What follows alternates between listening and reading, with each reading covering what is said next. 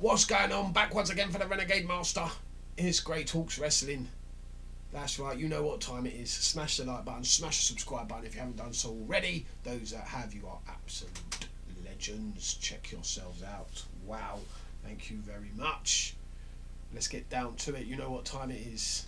It's time to talk about NXT because things are heating up. It's not just the summer, ladies and gentlemen, that are making things hotter. It's NXT is absolutely lit on fire because Heatwave is coming next week, and what a show to build up towards that this was. Because we kick off with an NXT tag team title match. The tag team champs, Channing Stacks Lorenzo, and the Don of NXT, Tony D'Angelo, your new tag team champions. They won them a couple of weeks ago at the Great American Bash. They are now the tag team champs, and they have their defense against Schism's Dyad. So if you're not sure who the Dyad are, if you don't watch much of NXT, if you are familiar with the British indie scene, you would know these guys as the grizzled young veterans. That's right, James Drake and Zach Gibson. Proper Scouse, innit?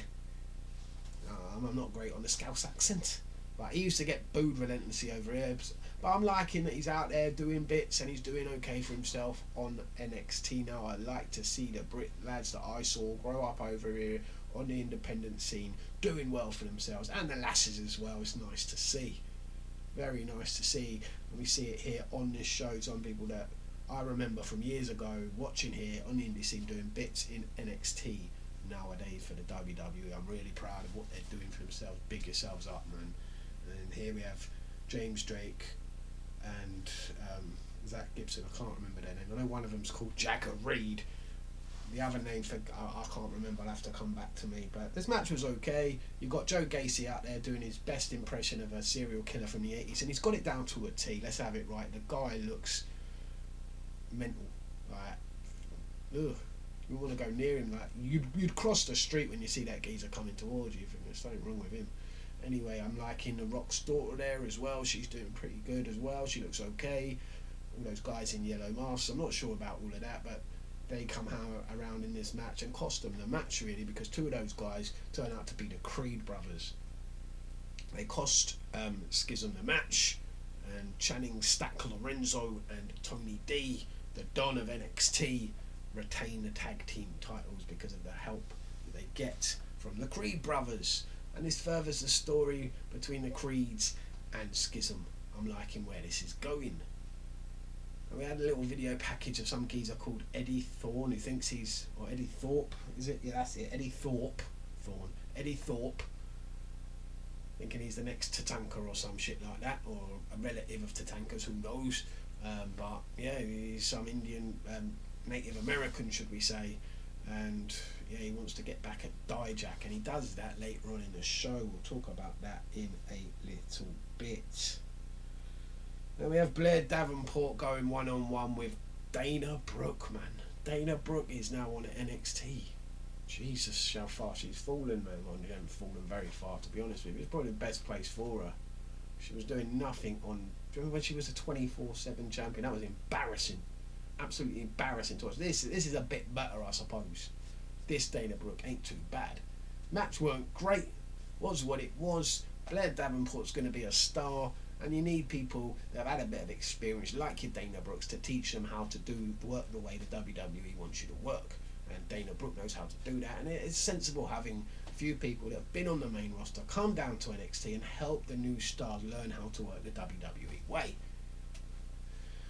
And yeah, Dana Brooke's doing that, obviously, and she puts over Blair Davenport. Blair Davenport needs to be put over big, because she is going to be an absolute star, no doubt about it. That girl is talent with a capital T.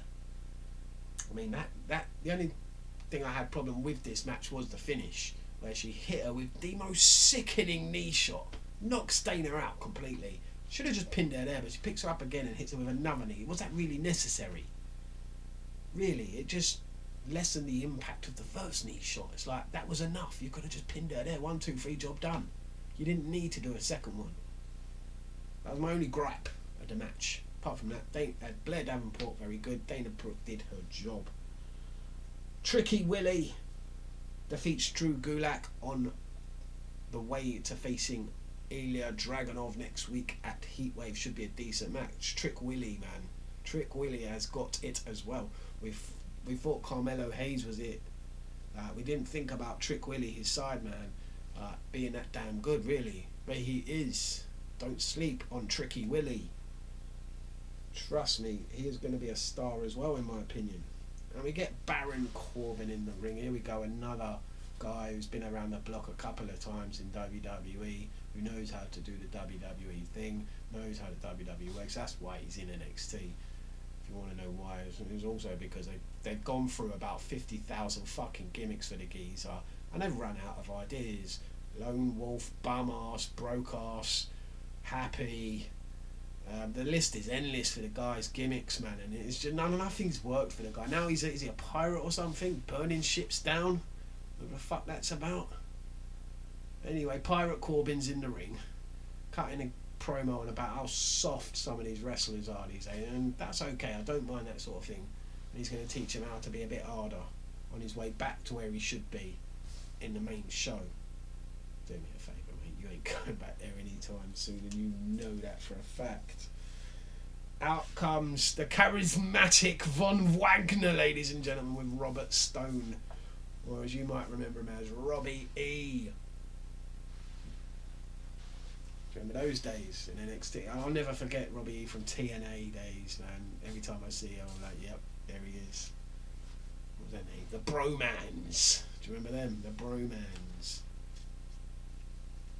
DJ Z, who's also in the WWE now, is doing bits as well. Anyway, we get back to it. I digress. I went off there a little bit. Von Wagner comes out to the ring, and it's just an awful promo, awful segment. Like, it's like, really, we have to sit through this bullshit, and they're going to have a match next week as well. Do we really want to see that? Von Wagner versus Baron Corbin.